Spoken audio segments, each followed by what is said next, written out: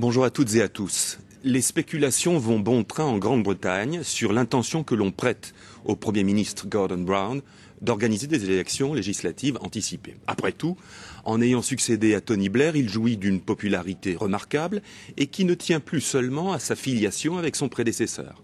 Il pourrait en profiter pour tenter d'amplifier les gains électoraux du Parti travailliste et laminer à nouveau les conservateurs. D'un autre côté, rien ne l'y oblige, du moins jusque l'échéance de 2010. En tous les cas, c'est l'occasion pour nous de nous pencher sur ces premiers mois au pouvoir de Gordon Brown avec Dennis McShane, député travailliste au Parlement européen, avec lequel nous sommes en liaison aujourd'hui depuis Strasbourg. Bonjour Monsieur McShane.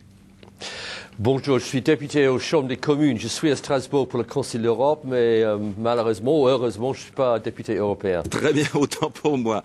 Alors, la première question que je voulais vous poser d'abord, c'était essayons d'expliquer un petit peu aux téléspectateurs qui ne connaissent pas le système britannique, ce système électoral qui fait que l'on peut appeler à des élections anticipées sans forcément respecter le calendrier habituel.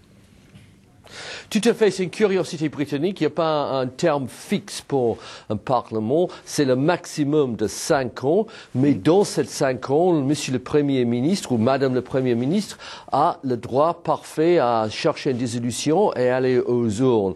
Donc, on a cette bulle très spéculative, 7 mois, parce que c'est la rentrée en la congrès du Parti travailliste, cette semaine le congrès du Parti conservateur.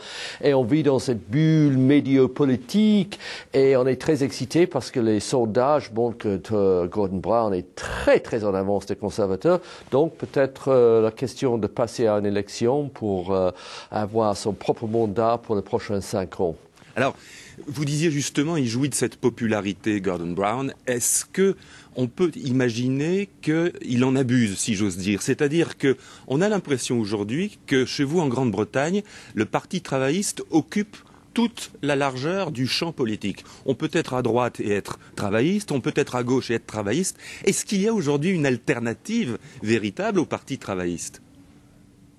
Pour le moment, non, parce que le Parti conservateur insiste sur une politique qui est très limitée, donc une politique très à droite, économiquement parlant, très isolationniste, très européen, ils sont très eurosceptiques, et donc c'est très difficile pour la droite, le Parti conservateur, qui a dominé la vie politique dans le XXe siècle, à définir sa place dans la vie politique chez nous en Grande-Bretagne.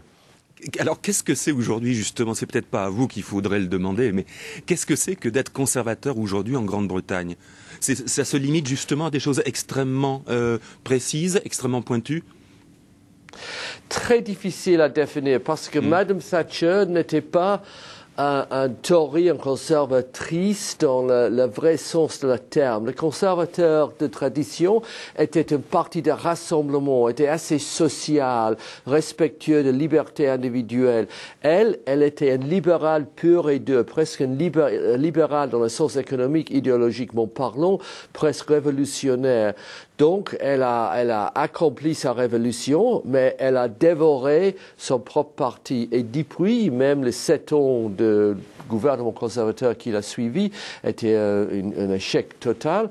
Et maintenant, le Parti conservateur, comme les autres petits partis de droite qui existaient ici et là en Europe, cherchent à se définir. C'est très difficile. Monsieur Brown et les Labour, nous sommes le parti de rassemblement autant de peuple que possible pour, oui, exactement, occuper toute la largeur de le terrain politique. Mais il ne faut pas être arrogant. Le hubris, c'est le péché mortel pour les politiciens. Donc je me demande si vraiment M. Brown va passer à une élection. Oui, parce que précisément, s'il y avait une élection anticipée, ça serait ça, le péché d'arrogance, à votre avis? Dans une certaine façon, oui. Il a le droit. Mais il faut rappeler peut-être M. Chirac et M. Juppé et M. de Villepin il y a 10 ans, quand ils ont cherché dissolution d'Assemblée nationale, et ils ont obtenu un gouvernement de gauche. Et moi, je crois que le peuple britannique, et je lui ai dit, je lui ai écrit, le peuple britannique se dit, nous avons élu un gouvernement pour 5 ans, nous vous avez donné une large majorité, vous êtes un très bon Premier ministre, vous avez un gouvernement capable, donc allez gouverner le pays et en 1 ou 2 ans, on va vous juger sur ce que vous avez accompli. Et à mon avis, ce serait une erreur, moi personnellement, mais c'est la décision de M. le Premier ministre, à passer à une élection anticipée. Comment expliquez-vous justement que votre Premier ministre, M. Brown, ait vu sa popularité, je dirais, enfler d'une manière telle, alors qu'il n'est au pouvoir que depuis quelques mois, et que l'on ne peut pas dire qu'il y ait eu de décisions fantastiques ou très, très importantes depuis. Qu'est-ce qui s'est passé dans l'opinion britannique en l'espace de quelques mois? 3 raisons. D'abord, le départ de Tony Blair. Les dernières périodes de office de M. Blair étaient un peu tristes. Et donc, c'est un peu comme un boule, comment dire, de poil chez un chat. On l'a expulsé et voilà, on est beaucoup plus gai et confiant. Deuxièmement, on vient d'annoncer un rapport qui montrait que la richesse d'Angleterre a doublé dans les 10 ans quand M. Brown était chargé de l'économie. Et en plus, les employés, les ouvriers ont augmenté leurs revenus par 24% plus que le taux d'inflation. Donc, tout le monde en Angleterre, d'une certaine façon, pas tous, se sont plus riches. Et troisièmement, la manière dont M. Brown s'est comporté depuis qu'il est devenu Premier ministre, il a rajeuni le Conseil des ministres. On avait le Conseil des ministres le plus jeune en Europe. Il a fait face à des crises, pas des crises majeures, inondations, attaques terroristes, problèmes de banque qui a fait faillite, avec une sérénité et c'est un homme très très sérieux. Donc, c'est aussi la lune de miel.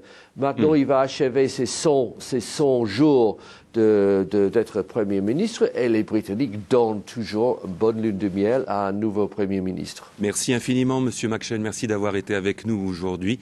Vous êtes sur France 24 en français, en anglais et également en arabe l'après-midi de 16h à 20h, heure européenne. Merci de votre attention et bonne continuation.